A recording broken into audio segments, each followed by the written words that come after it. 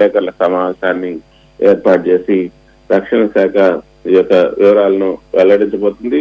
అంటే ఏ విధంగా ఈ యొక్క అక్కడ మన భారత్ పైన చేసినటువంటి దాడులు ఏ మేరకు మనకి నష్టం జరిగించాయా, లేదా ఒకవేళ నష్టం వాటన్నిటిని కూడా తిప్పి కొట్టగలిగామా లేదా అనే వివరాలను కూడా ఇందులో ఈ యొక్క విలేకరుల సమావేశంలో అందజేయబోతున్నారు. సో ఆ విలేకరుల సమావేశానికి సంబంధించి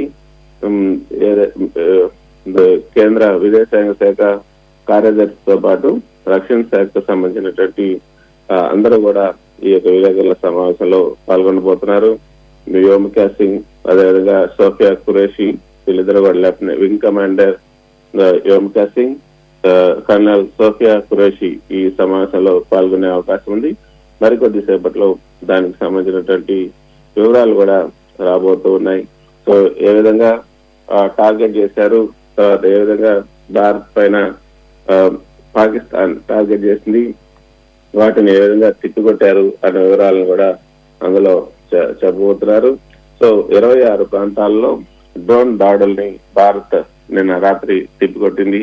విమానాశ్రయాలు, సైనిక కేంద్రాల పైన ఈ యొక్క డ్రోన్లతో పాకిస్తాన్ దాడి చేసింది. శ్రీనగర్ ఎయిర్పోర్ట్, అవంతిపుర ఎయిర్ బేస్లు అయితే ప్రస్తుతానికి సురక్షితంగా ఉన్నాయి. 3వ రోజు కూడా సరిహద్దుల దగ్గర ఈ యొక్క భారీగా బాంబ్ షెల్స్ ఉన్నాయి. తర్వాత షెల్లింగ్ ఉంది. చిన్నపాటి ఫిరంగులతో దాడులు చేయడం మొదలు పెట్టారు. పంజాబ్, కాశ్మీర్ నగరాల్లో బ్లాక్అవుట్ చేశారు. చొరబాట్లకు ఎత్తించినటువంటి 7 ఉగ్రవాదులను కూడా హతం చేశారు.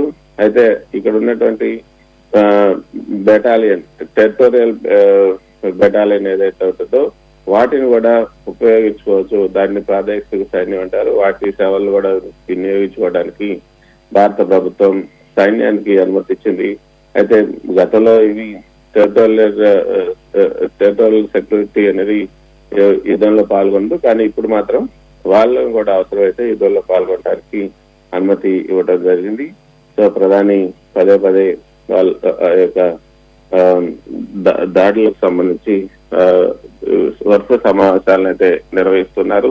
నిన్న జమ్మూ కాశ్మీర్ ఫిరోజ్పూర్, పఠాన్కోట్, జైసాల్మేర్, బాడ్మేట్, భుజ్ తదితర ప్రాంతాల్లో ఈ యొక్క దాడులు నిర్వహించారు.